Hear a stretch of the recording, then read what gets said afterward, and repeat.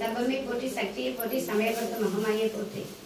இன்னைக்கு பார்த்தீங்கன்னா அம்மனுக்கு பூச்சிரிதழ் 3வது வாரம் திருச்சி சமயபுரத்தில் 4 வாரம் மாசி கடைசி 28ஆம் தேதியிலேருந்து பங்குனி கடைசி 28ஆம் தேதி வரை அந்த 4 வாரத்துக்கு பூச்சிரிதழ் விழா.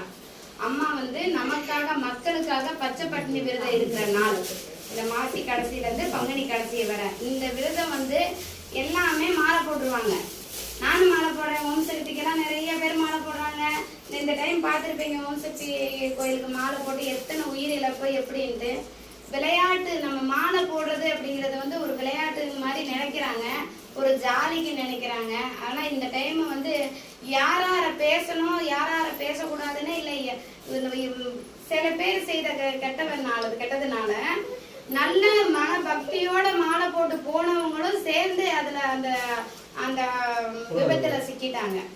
அதனால மாலை போடுறது இப்ப நமக்காக பச்சை பட்டினி விரதம் இருக்கிறாங்க அப்படின்னா நமக்கு தீராத நோய் வந்து சேர்ந்தனால அந்த ஒரு அசுரை வந்து அந்த ஊரை சமயபுரத்து ஏரியாவே அந்த மக்களை வந்து அந்த மாதிரி ஒரு எல்லாத்தையும் அழிக்கிற ஒரு வேலை செஞ்சனால அம்மாவுக்கு வந்து நம்ம இந்த மாதிரி ஒரு பூஜை அந்த மாதிரி எடுத்து நம்ம மக்களுக்காக விரதம் எடுக்கிற நாள் இன்னைக்கு.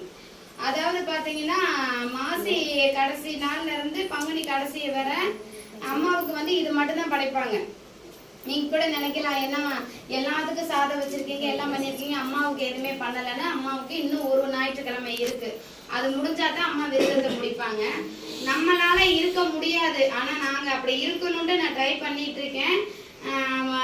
போன வருஷம் பாத்தீங்கன்னா 9 நாள் இருந்தோம், அதுக்கப்புறம் வந்து 7 நாள் இருந்தோம். இந்த வருஷம் நான் 5 நாள் தான் இருந்தேன். ஏன்னா நம்ம கோயில் விசேஷம் வச்சிருந்தனால என்ன கொஞ்சம் உடம்பு முடியாம போயிருச்சு. அந்த மாதிரி ஒரு கடுமையான விரதம். பச்சை பட்டினி விரதம்னாலே போன வருஷம் போட்டவங்க இந்த வருஷம் போடலை பயந்துக்கிட்டு.